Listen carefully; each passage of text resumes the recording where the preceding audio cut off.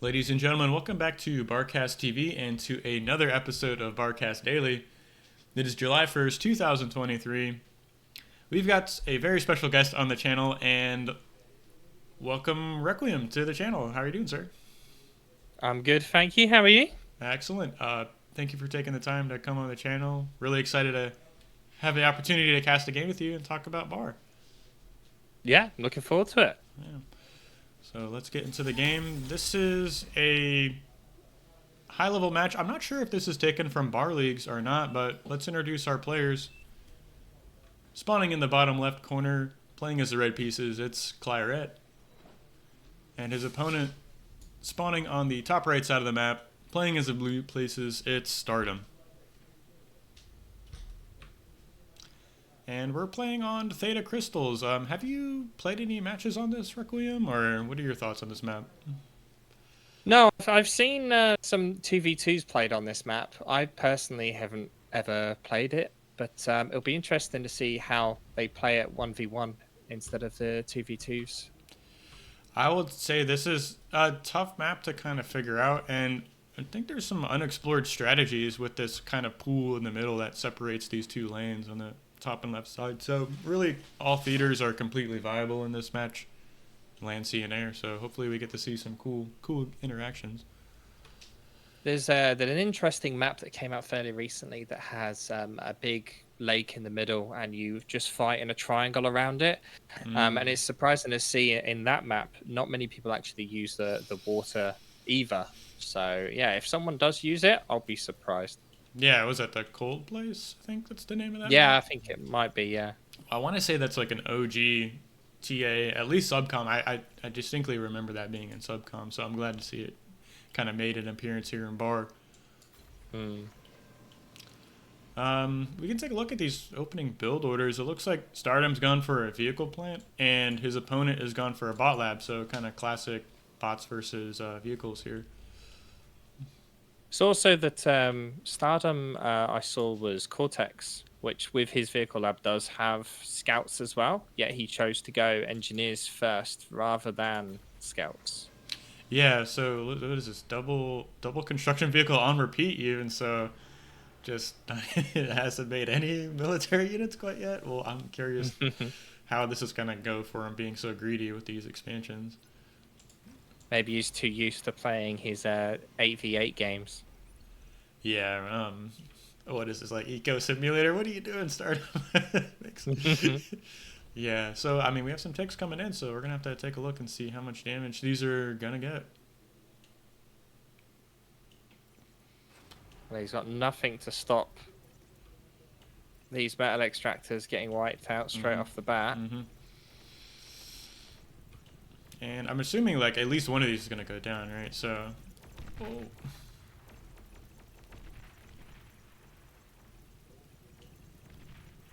And on the other side of the map, we have a couple of construction bots kind of already expanding, some more ticks streaming across the map, and finally a couple of res bots as well.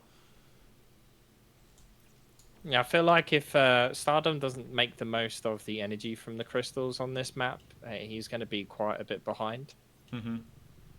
Not the biggest of issue as the vehicle player. I know from bots, like bots are a little more expensive than their vehicle counterpart, so you can really supplement your economy with these crystals, with these res bots, kind of soaking this up for yourself. So If the crystals are like the map said, though, they actually also have a little bit of metal in them.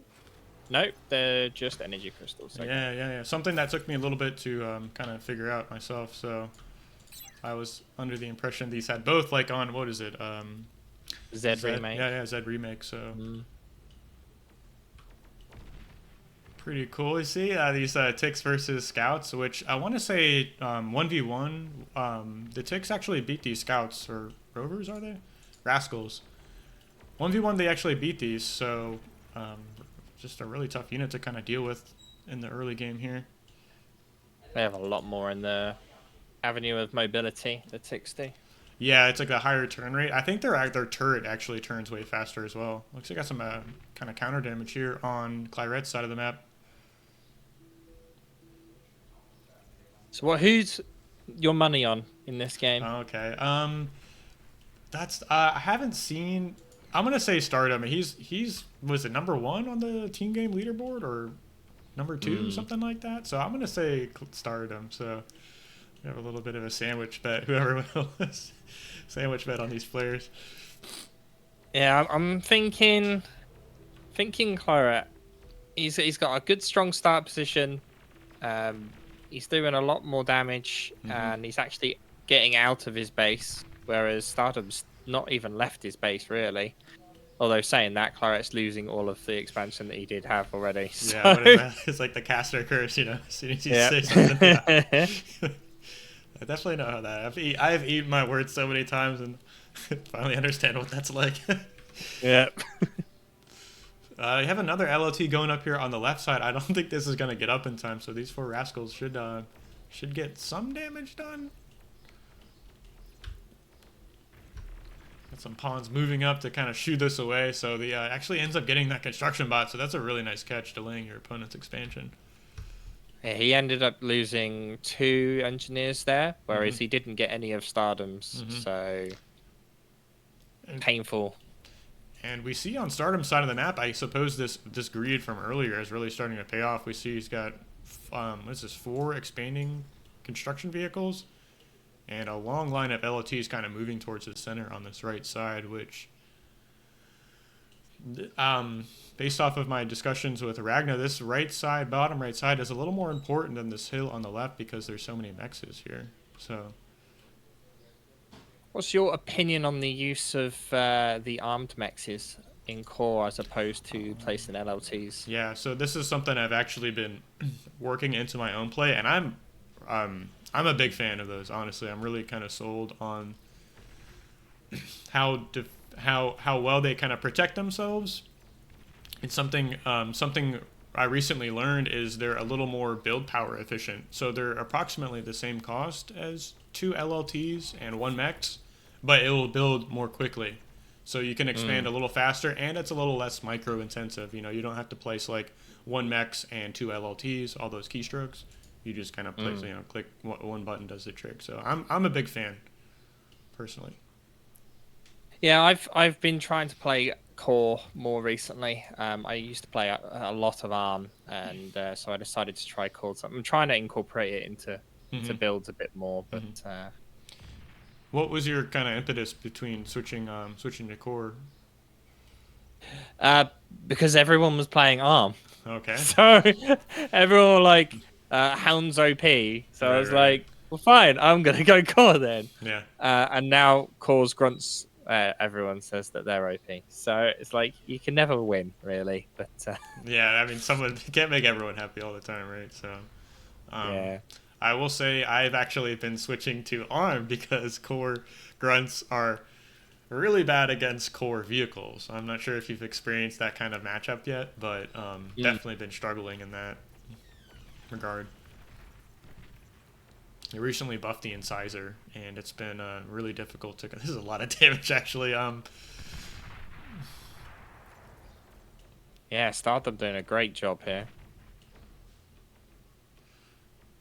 We are seeing a very early switch to vehicles, though, from Clyret, moving away from bots. Yeah. So he's got that second factory up, and typically we see players might recycle one of these factories, but he has a decent amount of mass in the bank, if I'm not mistaken. So, actually, a full mass bar. This isn't really what you want to see here. You need to spend this mass. More mechs is Another going thing down. that's quite interesting is the very long-term use of scouts. Normally, within like the first few minutes or so, you get your initial scouts out, and then people tend to switch to like normal vehicles. Yeah, it's 8 minutes in, and people are only just starting to transition away from scouts. This is something I've noticed, kind of atypical of these higher level players is throughout the game they'll continue using these scouts to kind of find undefended mexes. And another thing I've recently learned is like say you kind of make an attack through here and like sweep through, clear out some of the units and LLTs. They deal with it, push you back, right? Deal with your harassment. Well, look at this. This is a completely undefended construction bot and 2 undefended mexes, so you can kind of go in for a second attack knowing that you've already kind of paved the way and cleared the way with your other units. So you can kind of sneak those in, and you know the opportunity is there for having some undefended mexes. So, which is literally what StarDom is about to do. yeah. So, anyway, except he's not running in scouts. He has 5 incisors rolling towards his opponent's main base. So this is a lot. He's got scouts behind it though. Yeah, exactly. Sitting here in the middle of the field, and this is a lot. This is like could be like crippling game-ending damage here. Taking out all the wind, taking out these build power construction turrets.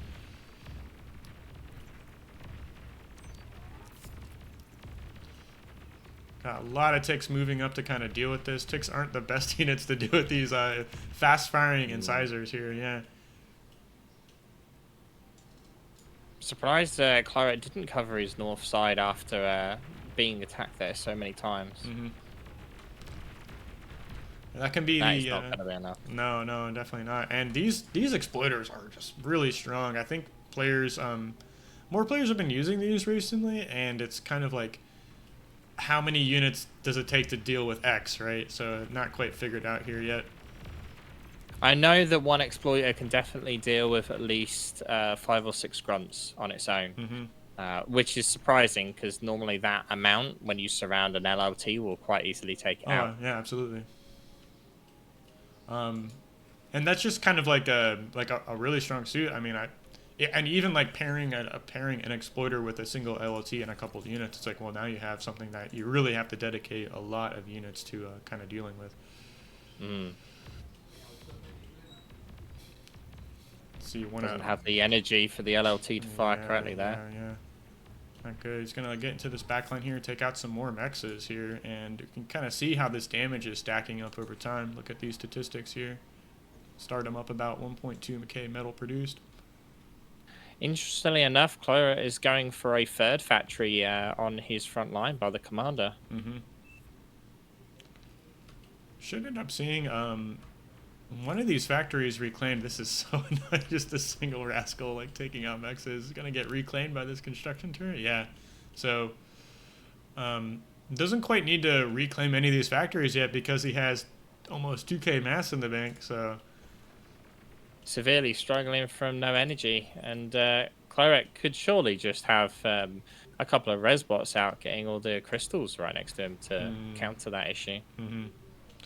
I think his initial, I know he made some initial ones. That's why we see a lot of this. A lot of these crystals are kind of removed from the map, but it can be tough in these kind of game states to have the clarity of mind to kind of make one of those and think about how you can increase your Eve production while you're getting harassing your opponent.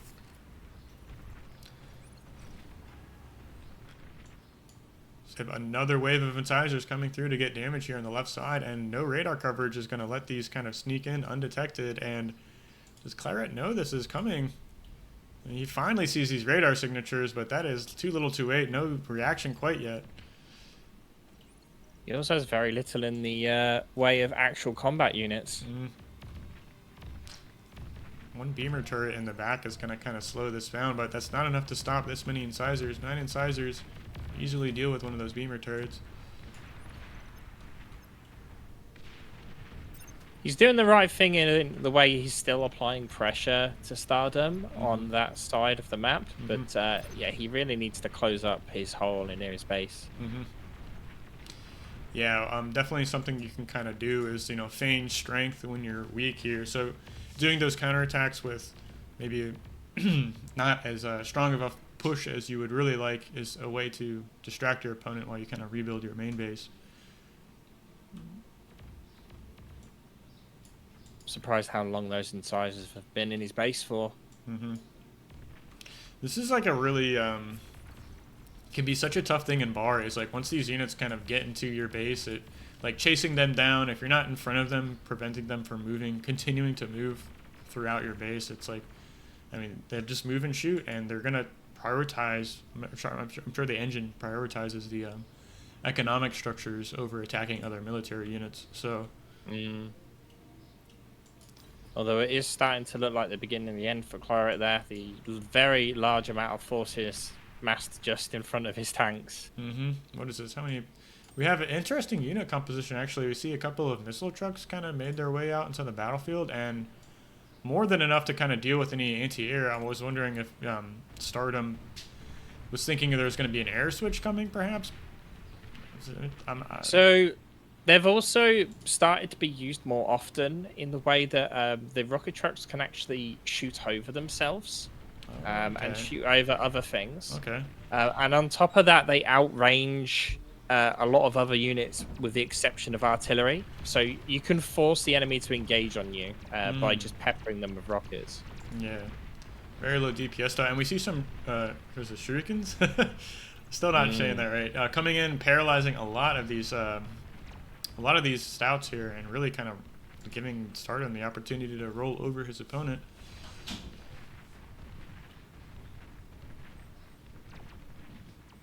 That's interesting you say about kind of like forcing your opponent to engage. We see a lot of these like kind of no man's land set up between like two front lines with like LOTs and static defense, and I guess this is the natural evolution of the game, is using these longer range units to kind of siege your opponent, perhaps, or like you said, force them to engage. Yeah, a lot of people will just go straight for artillery, which is good, but missiles actually home on targets as well. So even if something's fast moving, they can like take out ticks relatively well because they can't dodge the missiles. That's interesting. Usually those like kind of like longer range siege units are really weak against those fast moving, fast firing, but that's interesting you say. I haven't seen this interaction too much, so that's it's good to know that these lashers aren't completely ineffective against really fast kind of assault harassing units. I've actually got a video coming out soon, which is LSR versus Taku, where LSR actually puts this into practice versus Taku, which is why I'm aware of the tactic. Yeah, absolutely, and I'm glad you mentioned that. So for those of you who haven't checked out Requiem's channel, I will post in the description a link to his channel, so be sure to check him out, hit that subscribe button for him, and give him some views. So, and yeah, thanks for posting those. I've actually been watching your videos for a long time, so just really, enjoy more content creators in this space. So yeah, thanks for making those. Really enjoy them. Oh, I appreciate it. Thank you. And yeah, no, it's great that Bar's finally getting a bit more recognition. It's a great game, and I'm glad more people are enjoying it now. And that is an awesome bombing run from StarDom, with nothing to stop it. Yeah, they're gonna get another pass, and I think this time he's actually targeted some of this build power too. So more power problems, more build power problems coming his way. Although Clyret does have a very good attack force now. There's a lot of scouts in there, though, to try and absorb some of the shots. All these grave robbers going down. That was a lot of damage. I do think a lot of his force, though, at least for radar dots, is just the fake ticks. So it might look worse for StarDom than it actually is. We see the rocket trucks being used quite effectively. Both players have them now, though, as well. Yeah, and the Janus here, too, which we saw a couple of big shots earlier. I think that's kind of what took down all those grave robbers. There's like 13 grave robbers that were dealt with, so... This like, unit comp here is very much about, like, maintaining range. You, like, use the rockets, both types of the rockets, to kind of, like, keep at range and kite, which... Interestingly enough, we didn't really see much in the way of like kiting stuff before like Season 0 launched, so interesting to see different unit comps. Oh my goodness, so many Janus shots going off. Kiting is very, very strong in this game, because I want to say like units lose DPS, like if you're chasing something like that. Or if you're the one who's chasing, it's like you can't get efficient trades if you're trying to like follow your opponent, even if it's the same unit with the same range, same DPS. It's like something in the engine makes the kiting unit be more efficient.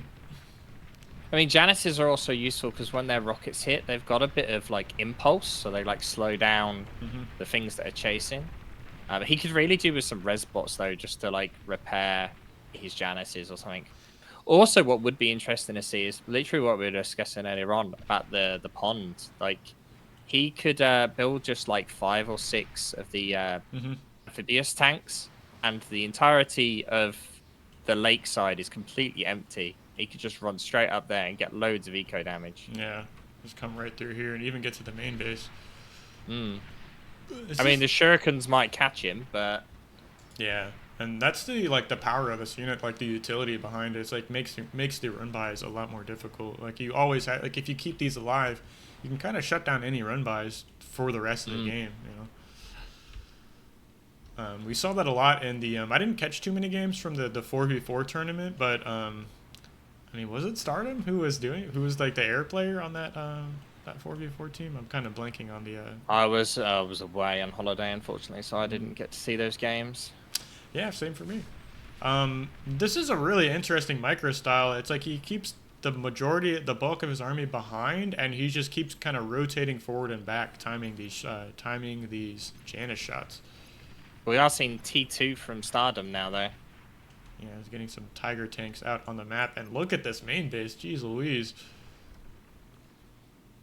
So much power, so much build power coming out here. So yeah, these Tigers are just rolling out onto the field. We just saw StarDom also deploy all those shurikens to the hill on the left, so forcing just something to be sent there at least. But he was Clyret was about to send all of his pawns that way, but then it seems like he changed his mind. Yeah, really anticipating this huge push from his opponent. What was this? 2 Tigers, missile trucks, pounders, and stouts, kind of all massing forward for an attack here.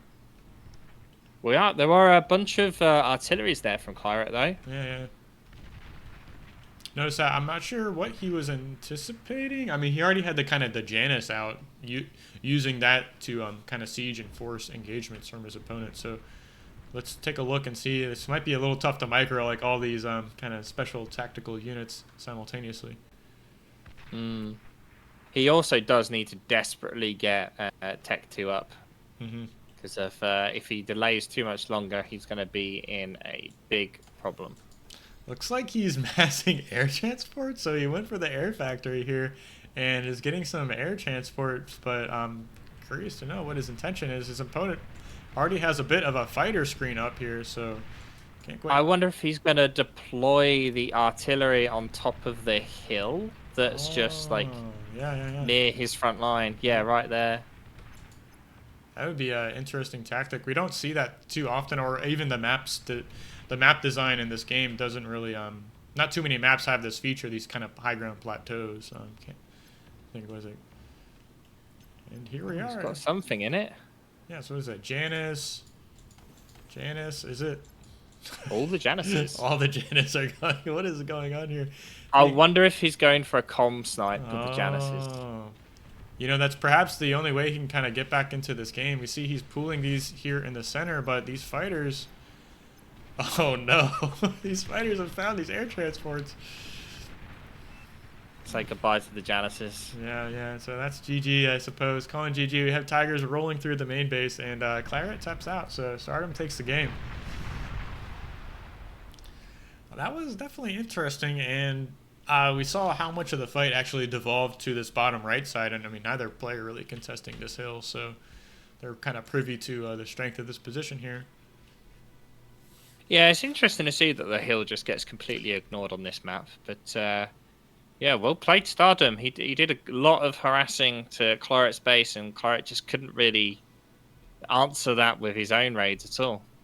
Yeah, that was maybe three or four consecutive raids down these 2 lanes really put him behind for the rest of the game, and it can be so hard to get back into the match, get that mass back into your economy. So yeah, that's about it. Do you have any kind of closing thoughts, Requiem? Anything you'd like to say? No, just thanks for having me. Yeah, absolutely. I really enjoyed the cast. Really been trying to feature more of the members from the community on the channel. So, I mean, anytime you want to come back on, let's do another cast. Yeah, sounds great. Awesome. Well, thanks everyone for watching. Hit that subscribe button if you haven't, and I will see you in the next video. Thanks for watching.